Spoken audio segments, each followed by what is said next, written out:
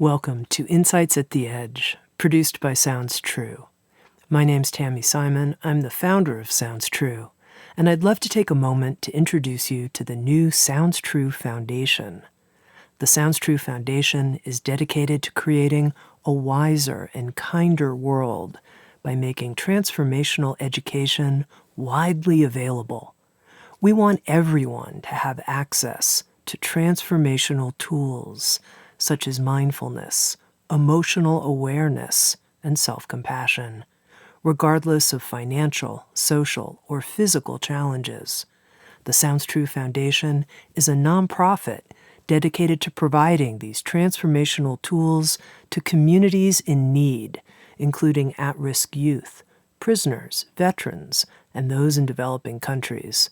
If you'd like to learn more or feel inspired to become a supporter, please visit SoundsTrueFoundation.org.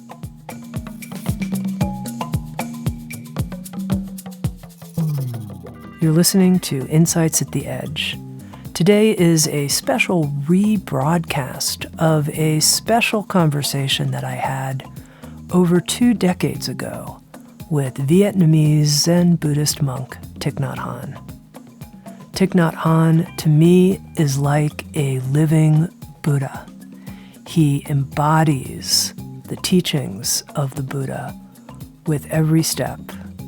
He's the author of over 100 books and numerous Sounds True learning programs, a teacher, a poet, and an activist. With Sounds True, Thich Nhat Hanh has also created a special online course called Body and Mind Are One, an online training course in mindfulness, and you can visit SoundsTrue.com for more information about this course. Body and Mind Are One. When I interviewed Thich Nhat Hanh, it was when he was visiting the United States along with a group of monks and nuns from Plum Village, and we met in Southern California and sat under a beautiful, large willow tree for this conversation. I had the honor of talking to him about his experience as a young monk, the engaged Buddhist movement, and the core of the Buddhist teachings, liberation through mindfulness. I hope you enjoy.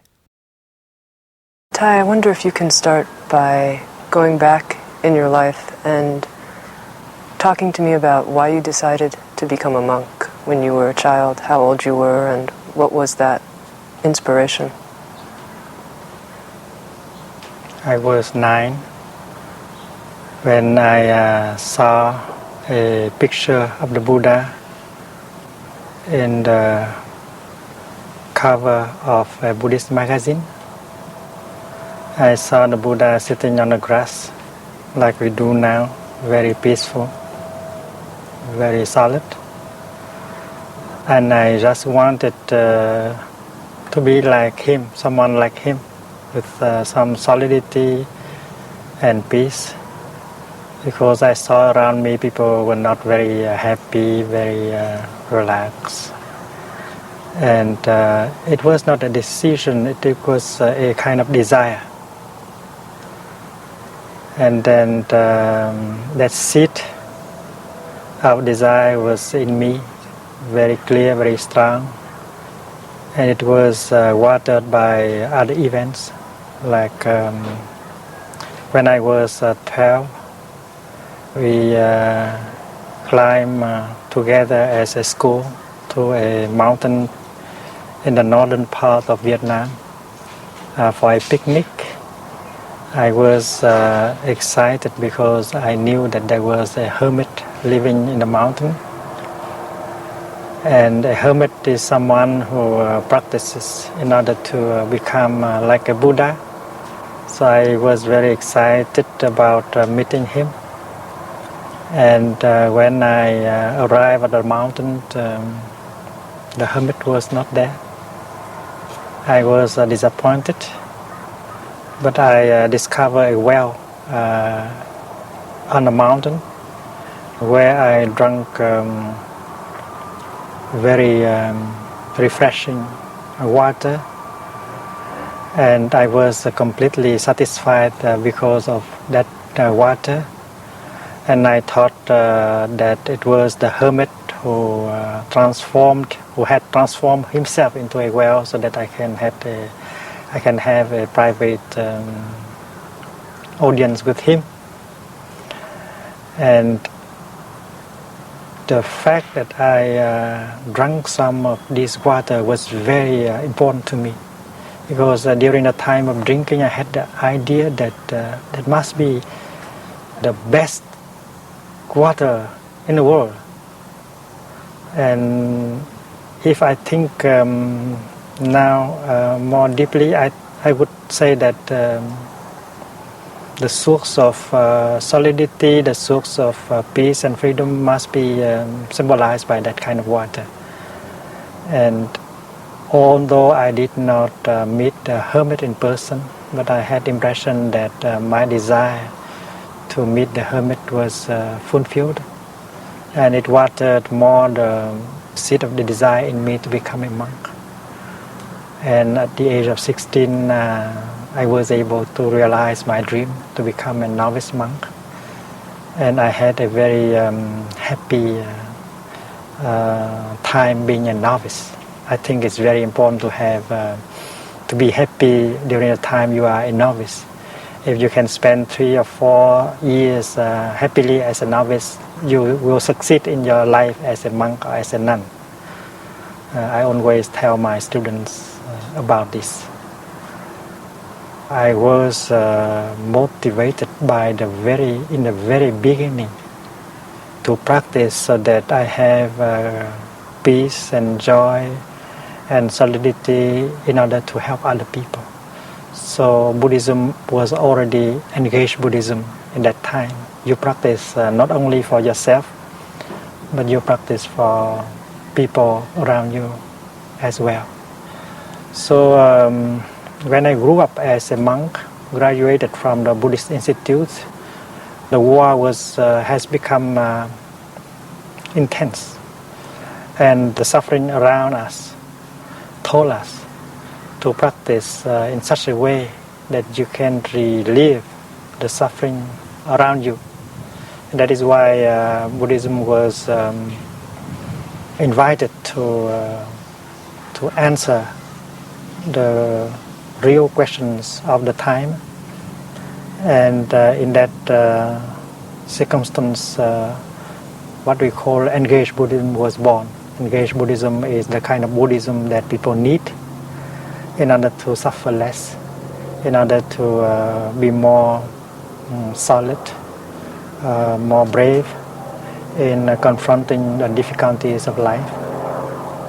And what I learned in the Buddhist Sutras, I always look deeply in order to find how the practice could help many people at the same time. And that is why, as a teacher at the Buddhist Institute, I always offer engaged Buddhism to my students. I have helped train many generations of monks and nuns before I left the country to speak for the end of the war in Vietnam. And since I was not allowed to go home after having done so, I began to share the teaching with friends in the West, and I continue to share the practice, the kind of practice that can help people to stop the suffering and to restore peace and solidity and loving kindness in them. And I always tell people that they have to look deeply into the nature of your suffering in order to understand it. People should not try to run away from their suffering. In fact, they have to hold the suffering, look deeply into it, because that is the only way to discover the true nature of your suffering.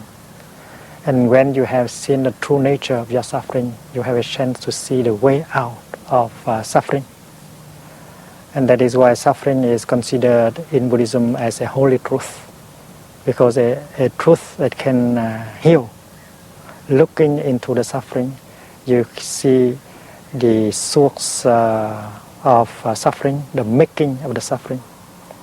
And as you understand the making of suffering, you can see that this suffering can be stopped, can be removed.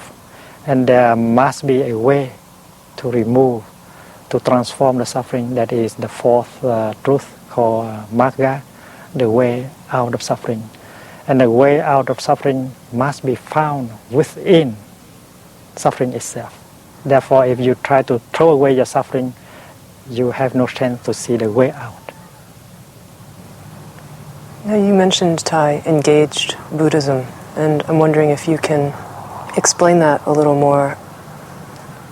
Engaged Buddhism is just Buddhism, because Buddhism should be practiced where you are.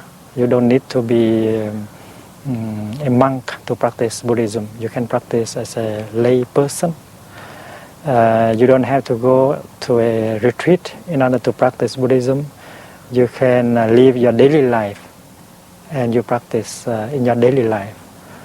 You can practice meditation while you drive your car, when you fix your breakfast, when you take care of your baby, when you walk, when you sit, when you breathe. And there are ways to integrate the practice in your daily life. And Buddhism must be dealing with the here and the now, your existing suffering. Buddhism is not to offer you a relief in the future after you die. One of the characteristics of Buddhism is Sanditthika. It means dealing with the here and the now. In the here and the now, you have problems, and Buddhism addresses directly these problems. In the here and the now, there are wonders of life that are available. Buddhism helps you to get in touch with these wonders of life within you and around you, for you to be able to nourish yourself and to heal yourself, to refresh yourself. So that is the first characteristic of Buddhism, Sanditthika, dealing with the present moment. The second characteristic of Buddhism is Akalika. It means it is not a matter of time.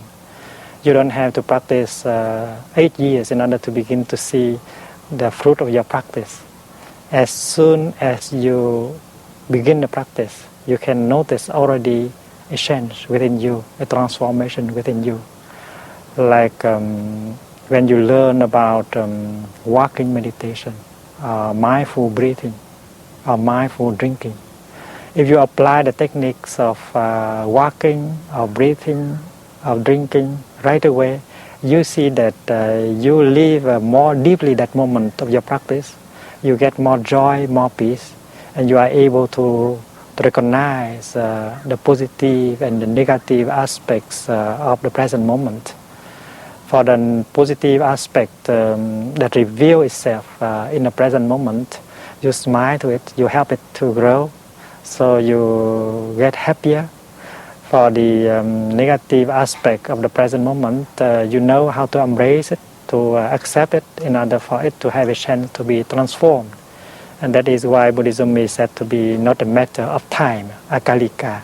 The moment when you embrace the practice and apply it to your daily life, you can already begin to experiment the peace, the joy, and the transformation. And the third element of characteristic of the Dhamma is that anyone can come and see and try by himself or herself. You don't need the mediation of a priest, a monk, or anything. That is called Ehipassika. Ehipassika means inviting the people to come and try by himself or herself. So both in Theravada tradition and in the Mahayana tradition, these three characteristics of the Dhamma are taught. And if you look into these characteristics, you see that Buddhism is engaged in the very beginning. And you can practice as a monk, you can practice as a lay person, you can practice as a businessman, are an artist, you can always incorporate the practice into your daily life. That is what we call engaged Buddhism. In Vietnam during the war, there was a lot of destruction. And there were people who did not practice correctly. They thought that the practice must be only in the temple. But when the bombs were falling and people are dying outside, and the war created orphans and disabled people, wounded people, you cannot ignore the fact. Because to meditate means to be aware of what is going on. And if you are aware of the tragedy that is going on, you are not really meditating, you are running from reality. And that is why we were meditating in our meditation hall, and we were aware of the suffering going on. That is why we wanted to practice in such a way that we can be of help at the same time. So we brought the meditation out of the meditation hall. We try to preserve our meditation while helping people, the wounded, the refugees, the dying people. And we learned that it is still possible. While you help these people, while you resettle refugees, while you care for the wounded war victims, you can still maintain your practice of mindful breathing, mindful walking. And you find out that if you don't practice while helping people, you will burn up very quickly. That is why the spiritual dimension should be equal to the dimension of action. If you lack the spiritual dimension in your life as a social activist, you will give up after some time of service. And that we call engaged Buddhism, the kind of Buddhism you practice while you live your normal life, and you are able to help and serve people. And that is why when we offer the practice to the West, we are aware that there are peace activists that need to be helped in the practice. There are doctors, nurses, and other helping professionals that should be helped. There are war veterans that should be helped. And that is why we have offered spiritual retreats for these people. Helping professionals, for instance, they have a very busy life. And if they don't practice to nourish themselves, to restore their peace and their solidity, they will lose themselves after a number of years. They will burn up. That is why it's so essential for social activists, for peace workers, for helping professionals to learn the practice, to protect themselves, to nourish themselves, not only for themselves but for the sake of the people they try to help. That is engaged Buddhism.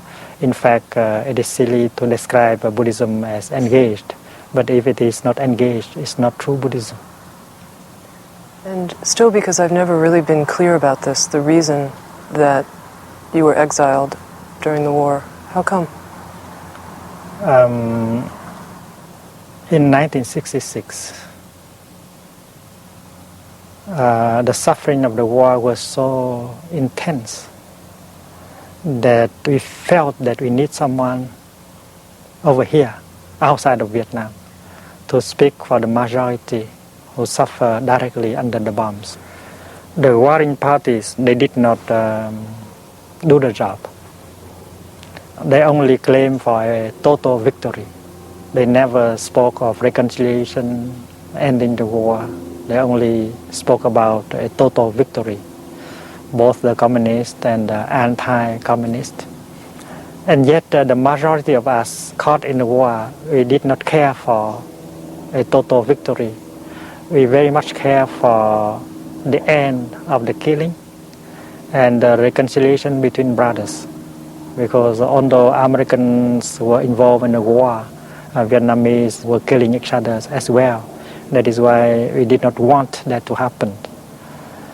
And you want to stop the war as soon as possible. You wanted people to sit down and negotiate to end the war. You have to speak of bloodshed, of the brotherhood, of reconciliation. But since the governments, the warring parties did not want to talk like that, we had to do it by ourselves. Sometimes we had to burn ourselves alive in order to get the message across. And many people thought that that was a kind of political action, but it was not really. It was an attempt to speak for the majority who want an end to the war, who wanted reconciliation. And I accepted an invitation from Cornell University to deliver a series of talks on Buddhism and the situation in Southeast Asia. And my friends in Vietnam urged me to stay on for some time, something like 2 months and 3 months, and speak intensively about the situation in Vietnam in order to inform the world of the things they were not able to hear. And I stayed on after Cornell. I toured America to speak to the religious, academic, and humanitarian communities. And after that, I went to Australia, Asia, Europe to do the same.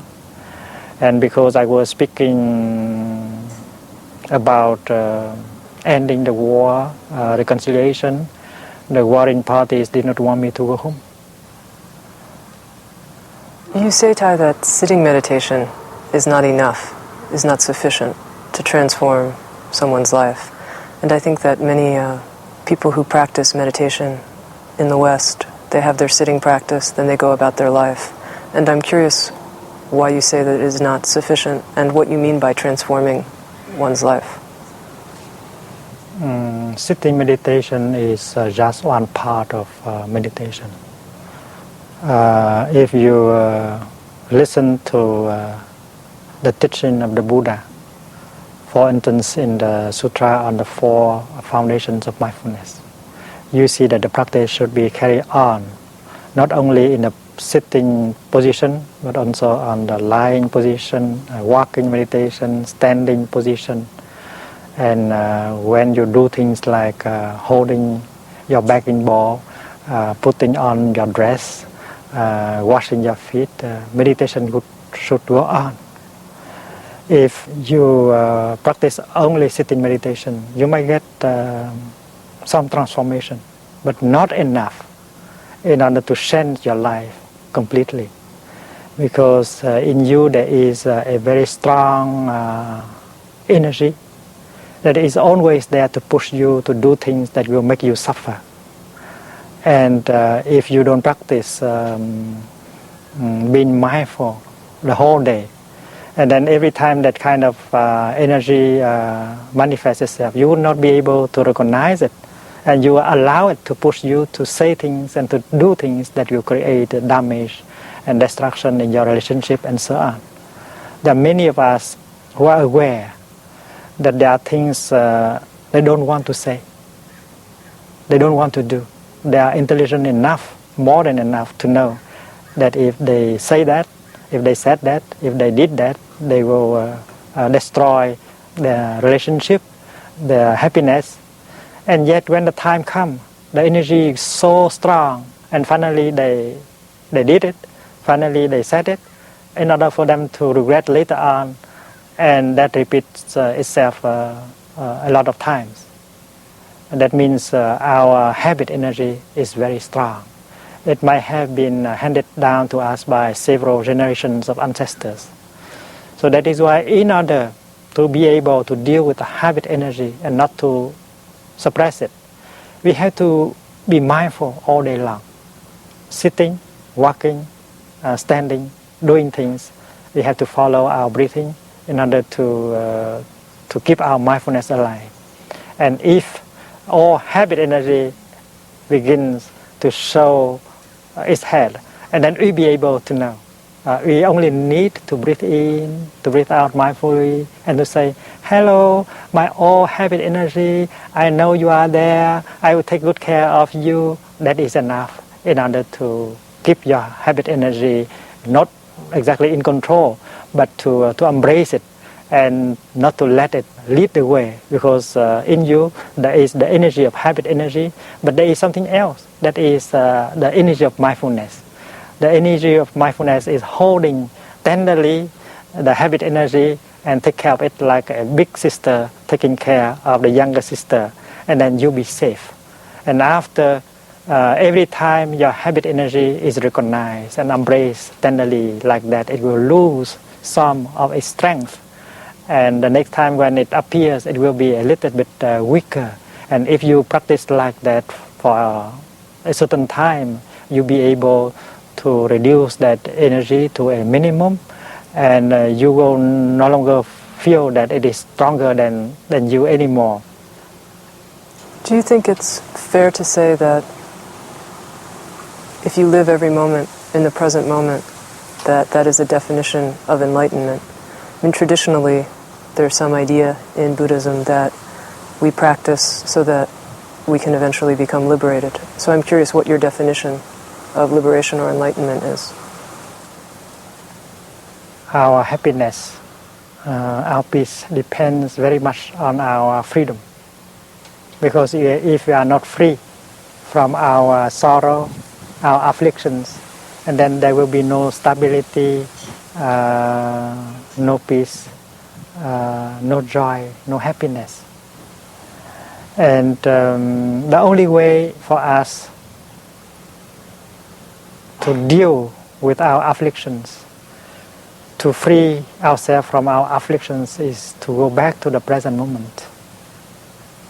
Because the present moment is the only moment when we can take hold of these blocks of pains. We can do something in order to transform them. If you get lost in the past, how can you transform the existing pain in you?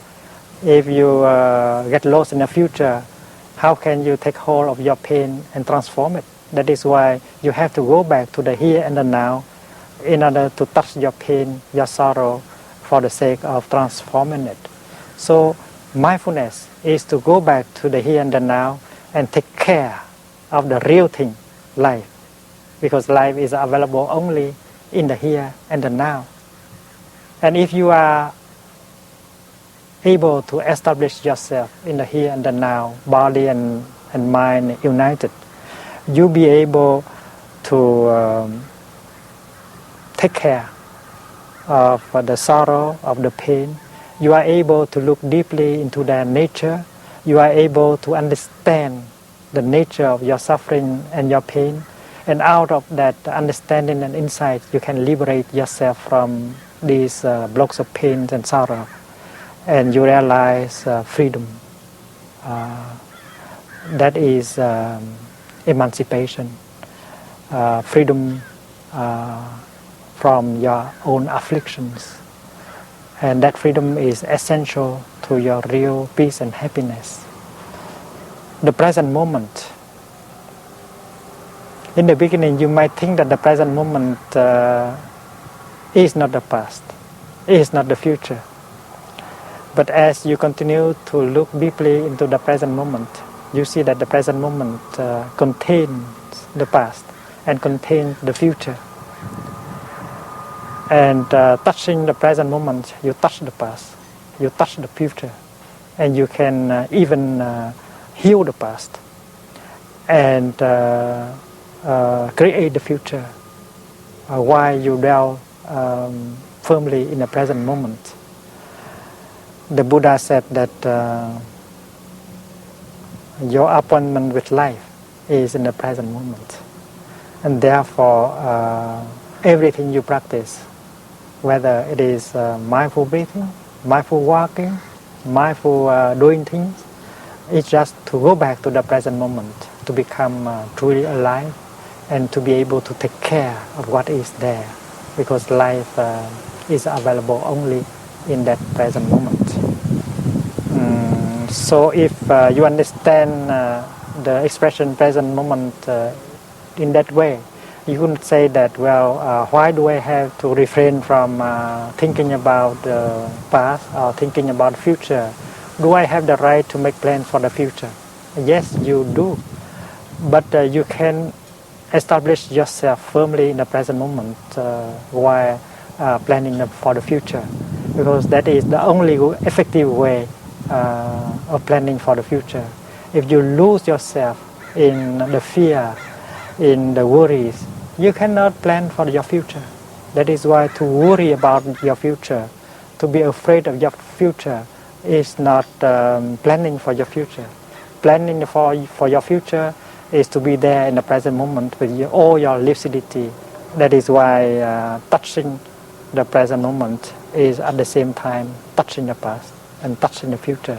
It does not mean losing yourself in the past or in the future. One of the things that has always impressed me the most about your teaching is that it seems to me that you have examined very deeply the social problems of our world. And what I'm curious about is if you look underneath all of the manifestations, all of the suffering in our world, whether it's starvation, child abuse, ecological disaster, we know the long list of problems. Underneath that, do you see the root cause? What do you see? There is the collective consciousness and the individual consciousness. Our individual consciousness is made of our collective consciousness, and our collective consciousness is made of our individual consciousness. We reflect everything, and everything reflects us. And the practice begins with yourself. Awareness, enlightenment, mindfulness within yourself. And you offer first of all a light from within. That light, once lit up, will show you two things.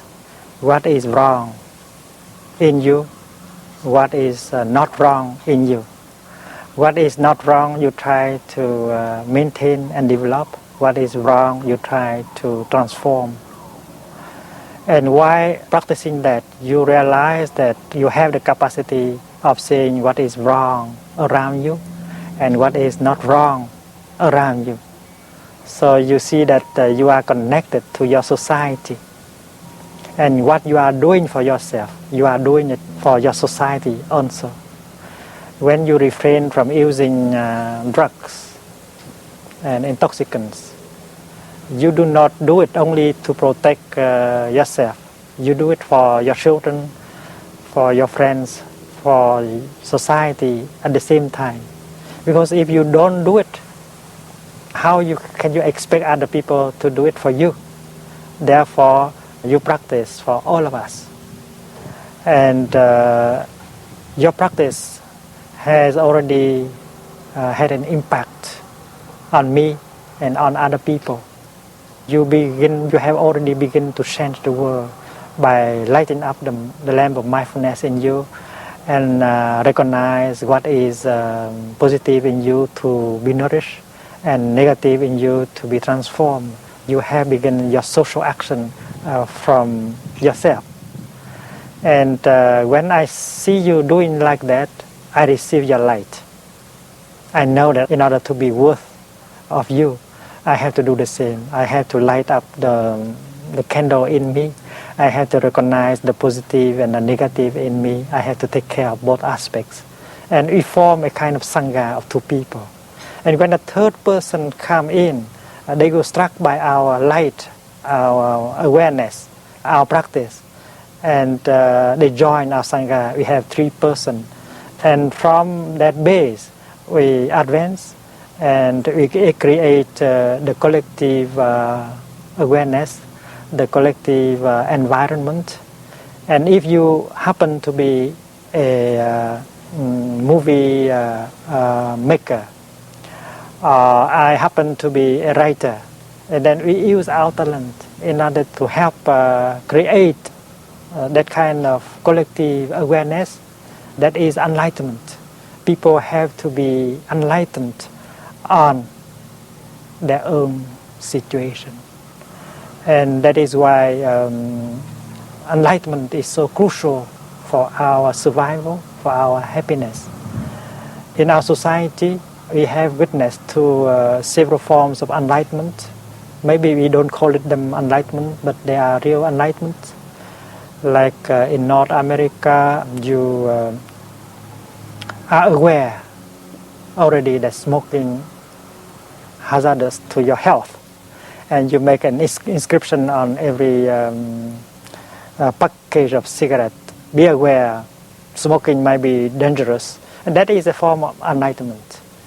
And 10 years ago, we did not dream of having non-smoking flights to Europe, to Asia, but now we have non-smoking flights to Europe and to Asia, and that is enlightenment. We awake to the real situation, and we make our enlightenment grow, because there were companies who did not want to create a non-smoking flight, but because people are awakening, so they appreciate the non-smoking flight. That is why these companies they have to create a non-smoking flight also.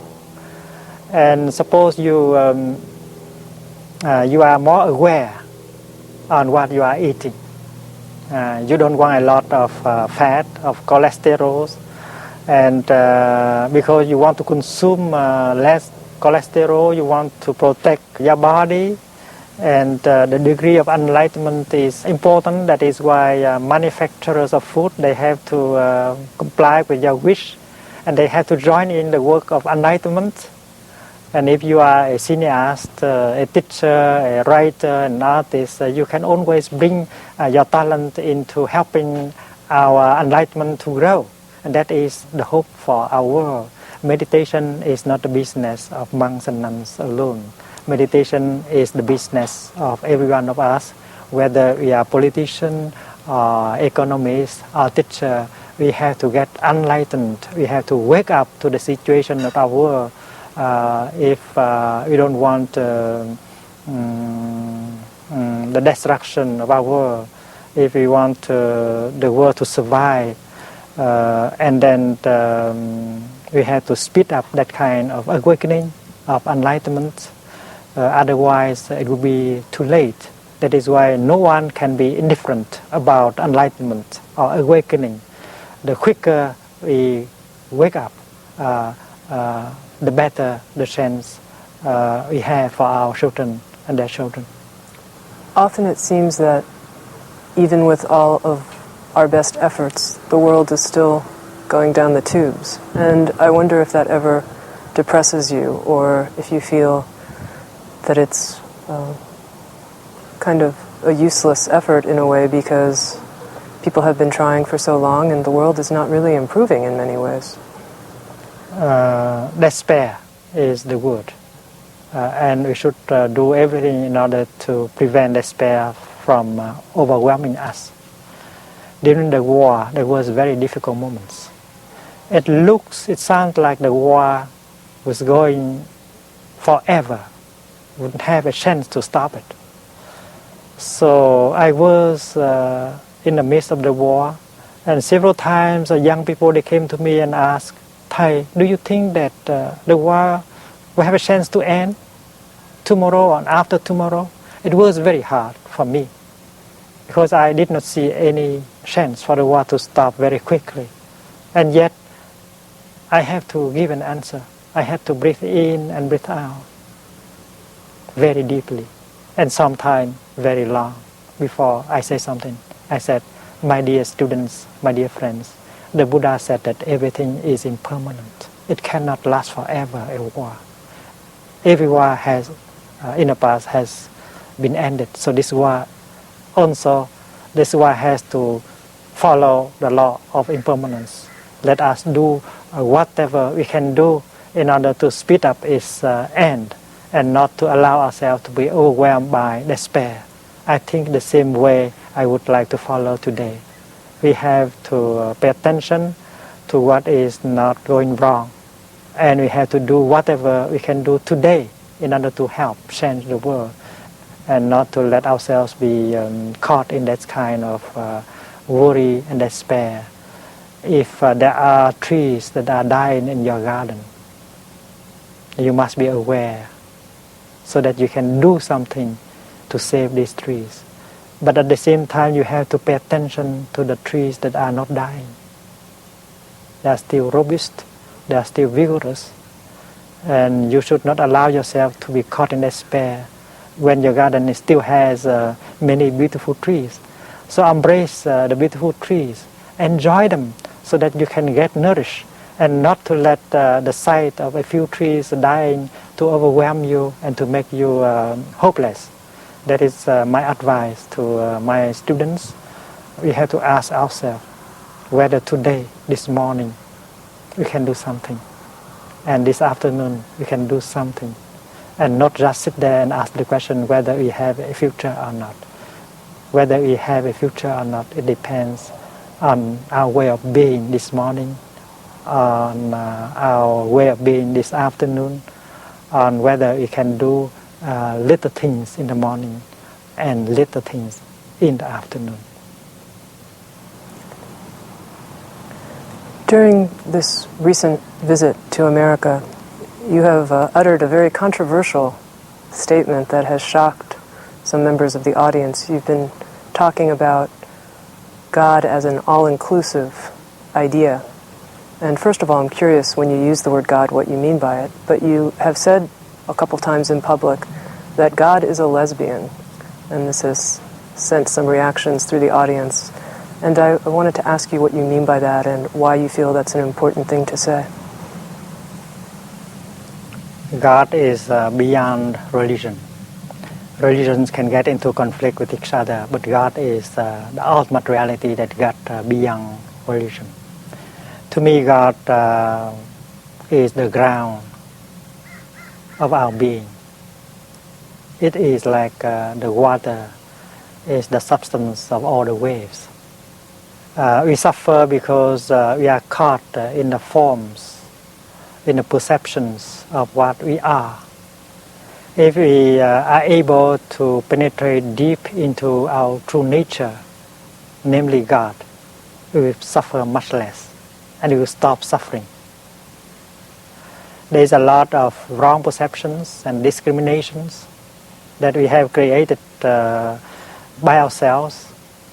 And by creating wrong perceptions and discrimination, we make ourselves suffer and we make people around us suffer. And the key for liberation is to overcome these perceptions, these kind of discriminations. And one of the best ways is to touch our own foundation of being, namely God. In Buddhism, we would call it nirvana. We say that if you look artificially, you see that things are born and die, things are different from each other, and things exist outside of each other. But if you are able to practice deep looking, you find that things contain each other, that things are free from birth and death, from all ideas and discriminations. And you get the kind of insight of wisdom called a non-discriminative wisdom. And you don't discriminate anymore. You are no longer afraid anymore. And that is why if a rose touches herself deeply, a rose will touch her true being, God. And a rose will find that God is a rose.